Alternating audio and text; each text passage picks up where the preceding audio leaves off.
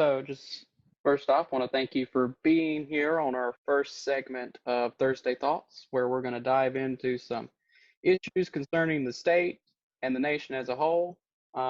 Today, we're going to have Dr. Holder be our first guest. He is a associate professor at Winthrop University and the Democratic Party executive director for York County Democratic Party. So, Dr. Holder, if there's anything else you'd like to add, have at it. Not off the top of my head. Nice to be here. Oh, well, thank you for agreeing to join us. So our topic for tonight is going to be focusing on party platform, party issues as a whole. Something I'd like to hit on is unity of the party, togetherness to conquer November, and also how we are going to be more inclusive of minorities in our party policy. We'll let you have the floor. Okay. As far as party unity is concerned, I think on the national level, the Democratic Party is united in opposition to Donald Trump, and I think a lot of Democratic voters are going to be motivated to show up just to get rid of Trump. And of course, that's going to benefit down ballot candidates like you, and Jamie Harrison and Mo Brown and the other state legislative candidates. There's, after you have a hotly contested presidential primary like the one we were going through and the one we're coming to the end of, there are always some hard feelings. And there are always some people who support the losing candidate in the primary who then don't support the Democratic candidate in the general election. But those are usually a pretty small number. There were Hillary Clinton supporters in 2008 who didn't vote for Obama. They voted for McCain. There were some Bernie supporters last time who didn't vote for Hillary. They voted for Trump. But this year, because the Democratic Party is so united in opposition to Trump, I think that's going to be good for the whole ticket.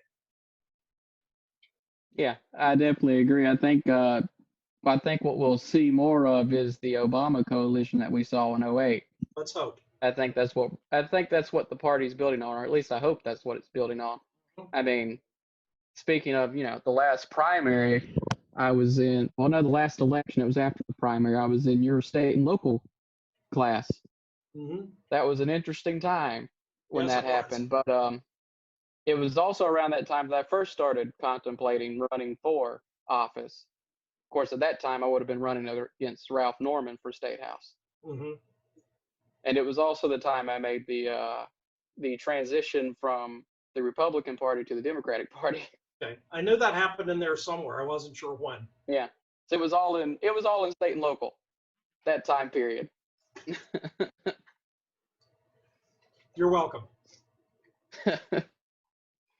But yeah, so you and the other professors like Belk and Disney have shaped me into a more Democratic candidate as I'm running now.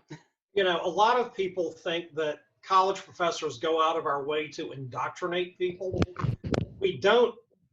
Very few of us actually try to indoctrinate people. What we try to do is make you more aware of ideas that you're not aware of to begin with and make you more open-minded. And that tends to make people more politically liberal, but that's not the specific objective that we're going for. Oh yeah, I can definitely agree. It wasn't an overnight change, and it wasn't like an extreme shift to the left. It was just a more awareness of party ties. Okay. And party issues. Okay. Now, you asked about bringing minorities into party policy. That's not an issue in South Carolina. More than 60% of the voters in the presidential primary were African American. And we have very strong African American representation in the South Carolina Democratic Party, primarily because Congressman Clyburn has played such a leadership role in the party for decades. So I don't think that's necessarily an issue in South Carolina. And nationally, because so many African American voters favorably associate Vice President Biden with the Obama administration, and they still remember and love Barack Obama, I don't think that's going to be a problem this year. But so yeah, we definitely saw that in the South Carolina primary for Biden. Hmm. That was the momentum he needed to just change the whole primary. Yes, it did. Um, I mean, I was teaching a class on the nominating process this semester with Professor Katerina Moyen, and we kind of went week by week as every event unfolded and analyzed what was happening and why it was happening. And one thing we kept coming back to was that Iowa and New Hampshire are not terribly diverse and not terribly typical of the country.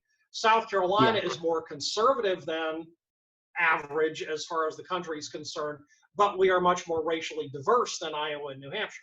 So that yeah, was where Biden's strength really came out. that's yeah, I definitely agree with that. Um, let's see here. Is there anything specific to the party you'd like to talk about? Not right now. I'll be All happy to right. answer whatever questions you might have. Um, let's see here. Oh yeah, What's the state convention is scheduled for May 30th in Columbia. It's still scheduled to be an in-person convention. That, yeah, of course, is where the chair gets elected, the DNC members get elected, and the national convention delegates get elected. So in order to do that, you have to have gone to your precinct caucus back in March. You have to have participated in your county convention. Those are still going on across the state. And then you go to Columbia on May 30th and get elected as a national convention delegate. Well, one thing that the Democratic Party always does to get out the vote, not only for the presidential candidate or the candidate for governor in those years, but also the down ballot, is what's called the coordinated campaign. So local parties, county parties will have staff people who are working for the entire Democratic ticket. So they'll be targeting voters in your district with your material, in Vicky Holt's district with her material, in John King's district with his material, so that we're really down to the level of the individual house, the individual block. We're getting the voters the material that they need on behalf of whoever their local Democratic candidates are. As far as mobilizing African Americans and mobilizing women, what we're seeing on the national level right now is a complete failure of leadership by the Trump administration. We've got public health experts being ignored in favor of, gee, how can we get back to work in a way that doesn't cost us any money? yeah, You've got people being ordered back to work, and the Republican Senate is about to consider in the next stimulus bill a provision which would prevent people from suing their employers if they get sent back to work and they get sick. Okay, we're going to cut off your employment. You're going to have to go back to work. We're not going to provide you with adequate protective equipment. You get COVID-19 at the job. Not our problem. That's Republican economic policy. yeah, And I really hope that the Democratic Party nationally, locally in South Carolina can use that in the fall to motivate working class voters. yeah.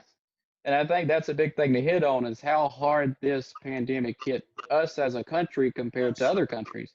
And then compare it even on a state level where you had New York versus South Carolina. right. Just the response of that. I mean, we had a work and home order for all of what, a week? Something like that. And now we're, on the road to reopening and we never even, we never reached the peak. Yeah. Of course, it's worse in urban areas because, in a very densely populated city like New York, for example, social distancing is very difficult. It's, if Yeah. you can't stand 6 feet away from everybody, it's easier to do that in less densely populated areas like South Carolina. But still, we don't seem to be making policy based on public health. It's, we've got to we've got to reopen our businesses so we don't lose money. And you had a couple of weeks ago the lieutenant governor of Texas basically saying, some people are going to die, but that's going to be the price of economic progress. So Yeah. I don't think we need to be asking grandma to take one for the team.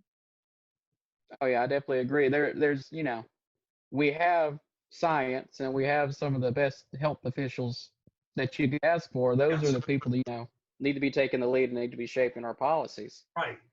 not, someone who has no Jared knowledge Kushner. of, yes, you know, someone who failed 3 casinos shouldn't be shaping policy on how to run businesses successfully anyway.